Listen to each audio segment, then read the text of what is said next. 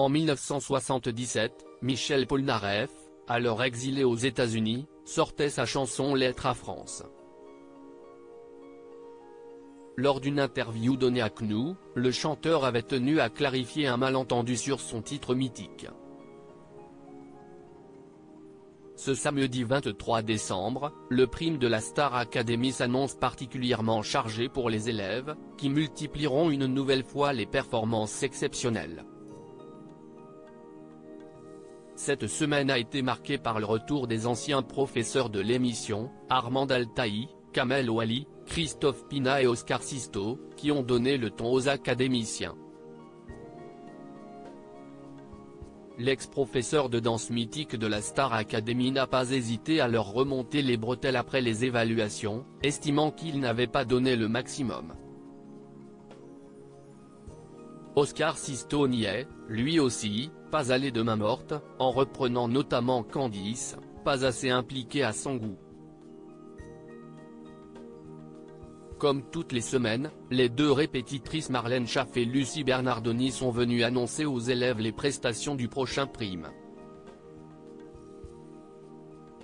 Un prime placé sous le signe de la nostalgie, des grands moments mythiques qui ont marqué la Star Academy, a déclaré la première.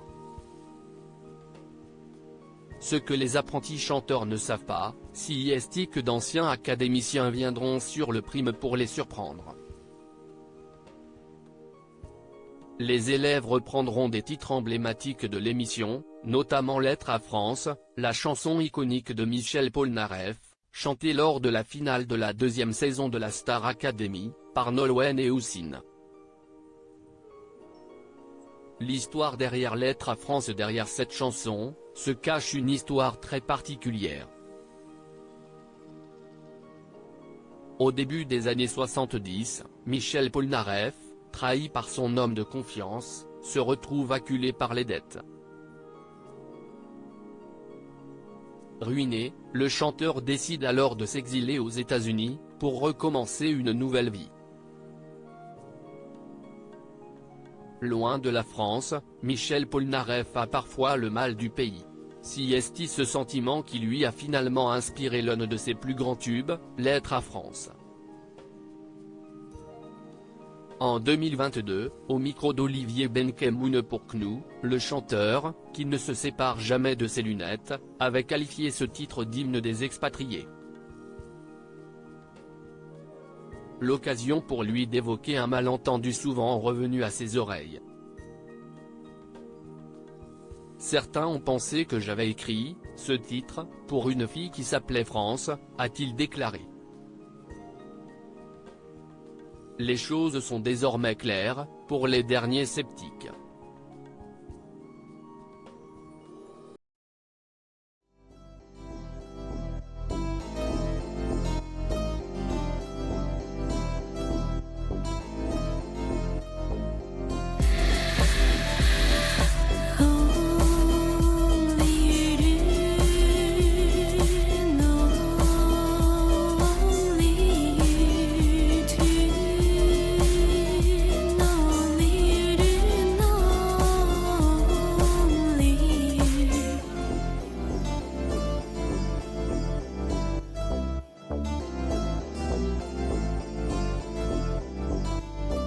To